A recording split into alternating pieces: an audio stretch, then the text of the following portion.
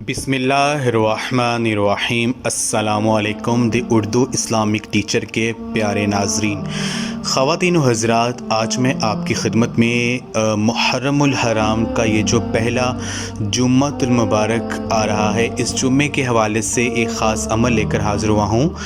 یہ وظیفہ جو ہے یہ ایک تسبیح پر مشتمل ہے۔ صرف 2 بار آپ نے یہ تسبیح پڑھنی ہے اور انشاءاللہ تعالی پورا ہفتہ جو ہے وہ آپ کے گھر میں دولت برستی رہے گی۔ ہر گزرتے دن جو ہے آپ کے پیسوں میں، آپ کے رزق میں اضافہ ہوتا رہے گا۔ میری اللہ تبارک و تعالیٰ سے دعا ہے کہ اللہ پاک اس جمعے کے صدقے جو بھی میری بہن یا بھائی جو ہے وہ کسی بھی پریشانی میں مبتلا ہے، اللہ پاک ان کی پریشانیوں کو دور کرے، اور جو بھی ان کی حاجتیں ہیں اس خاص مہینے کے صدقے سے اللہ پاک ان کی حاجتوں کو پورا فرمائے۔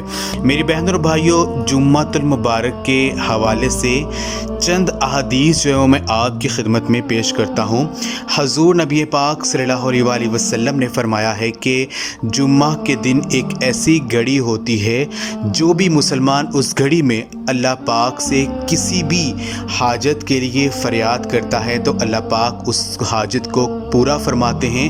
آپ صلی اللہ علیہ وسلم نے ہاتھ سے اشارہ کیا کہ یہ وقت بہت ہی قلیل ہوتا ہے۔ ایک اور جگہ حضرت ابو موسیٰ اشعری رحمۃ اللہ علیہ روایت کرتے ہیں کہ رسول اللہ صلی اللہ علیہ وسلم نے فرمایا کہ جمعہ کی قبولیت کی جو گھڑی ہے وہ امام کے منبر پر بیٹھنے سے لے کر نماز تک ہوتی ہے۔ ایک اور جگہ فرمایا کہ اس گھڑی کو عصر کے بعد جو ہے وہ تلاش کیجئے، یعنی عصر کے بعد سے لے کر جب تک سورج غروب نہیں ہو جاتا ہے تب تک کا جو وقت ہوتا ہے یہ بہت ہی قبولیت کا وقت ہوتا ہے۔ اس وقت اللہ پاک سے مانگی گئی جو دعائیں ہیں وہ رد نہیں ہوتی ہیں، فوراً جو ہے وہ اللہ تبارک و تعالیٰ کی بارگاہ میں دعائیں قبول ہو جاتی ہیں۔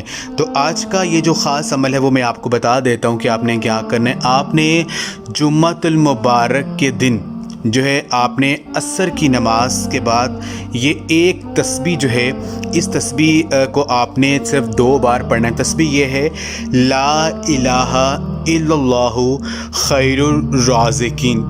یہ ایک تسبیح جو ہے، یہ جو ایک آیت ہے، اس آیت کو آپ نے 2 تسبیحیں اس آیت کی آپ نے پڑھنی، یعنی 200 ٹائم 200 دفعہ آپ نے اس آیت کو پڑھنا ہے۔ لا الہ الا اللہ خیر الرازقین جو ہے اس آیت کو آپ نے پڑھنا ہے۔